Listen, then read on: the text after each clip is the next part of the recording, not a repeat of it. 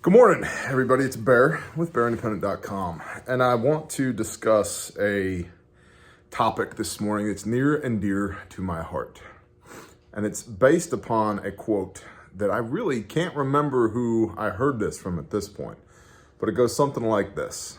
Idealism increases with distance from the problem.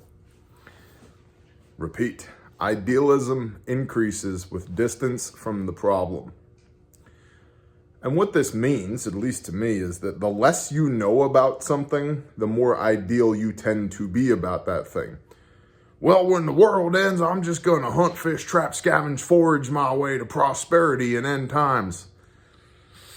Maybe you are the culmination of Bear Grylls and Cody Lundin and Dave Canterbury that nobody's ever heard of. Maybe you are going to do that.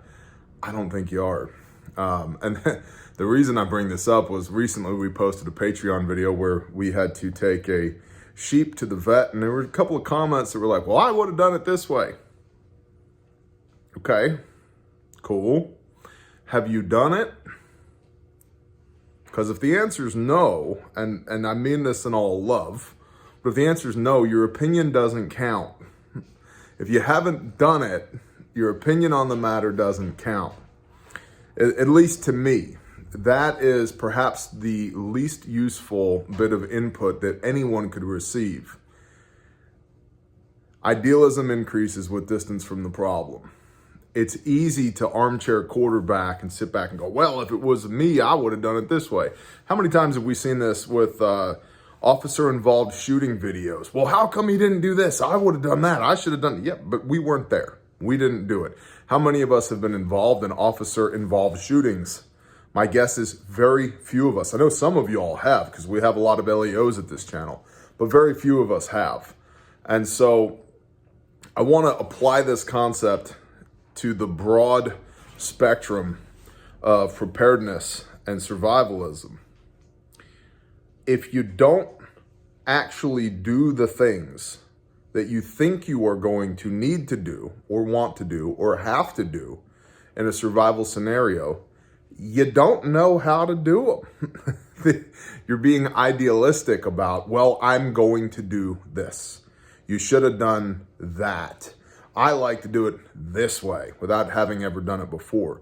And there's a clear demarcation here. There's a line between people who have done things before and have learned from doing those things and then can offer constructive criticism and advice versus those who haven't done the things before and think that when something happens, I would do it this way.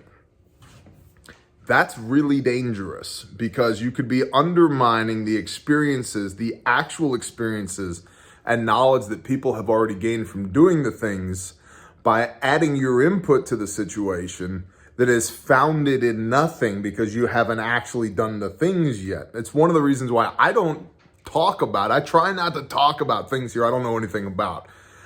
For example, how many times have you heard me give you advice on fishing? I'm a terrible fisherman. Point blank, terrible fisherman. Me and my wife have an agreement. If it's got fur or feathers, I'll kill it. If it's got gills and fins, she kills it. She's much better at fishing than I am. So you're never going to see Bear's perfect survival fishing kit because I don't have one because I'm terrible at it. My wife, on the other hand, she's a badass when it comes to that stuff.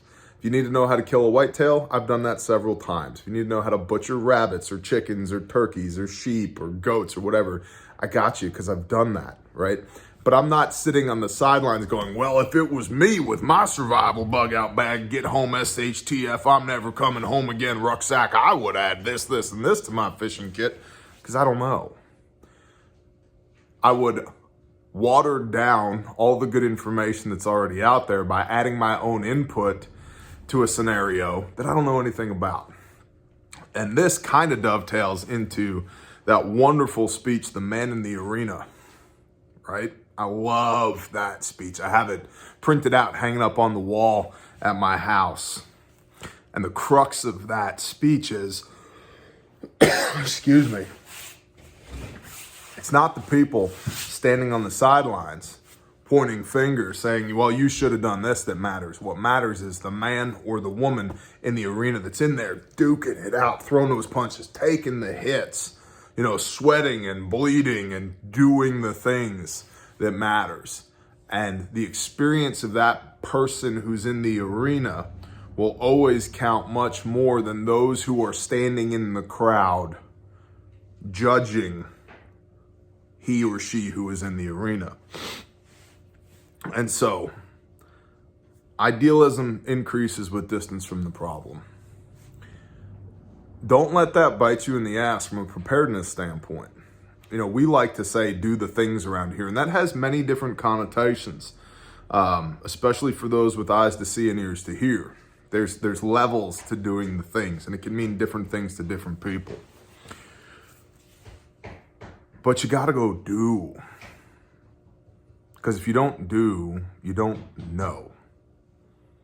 You don't really own the knowledge until it gets from your eyeballs, your ears, and your gray matter up here to your hands, to your feet, where you've done it before. And you learn, oh, I thought I needed an axe on my bug out bag, and it turns out I don't. Or I thought this knife was going to be a good knife, and it's not. Or I thought a tarp shelter would be adequate to sleep in, but I'd really like a tent. Or this 3-season sleeping bag is 1 season, and that season's summer because it's not worth a crap. Right? But it's easy to be idealistic about our capabilities, our skills, and our equipment if we don't use them, because we haven't learned how that idealism is going to fail us in the moment. And so I just wanted to put this video out this morning to encourage y'all to go do the things. Don't fall victim to idealism. And if you are out there doing the things, and there's those that would offer their unfounded opinions from the sidelines, you don't need to onboard that. You don't. You do not need to onboard that into your ethos. You have, not that you require it, but you have bear's permission to ignore that, because it is so much easier to judge somebody who is doing something than it is to go do it yourself. And so to all our doers out there in the Bear Nation, keep going. We appreciate y'all. Idealism increases with distance from the problem. Go problem solve with your gray matter and your own 2 hands, and you'll be leaps and bounds ahead of everybody else. Be the man in the arena. That's what matters. That matters so much more than being a spectator. Go do the things. Shalom.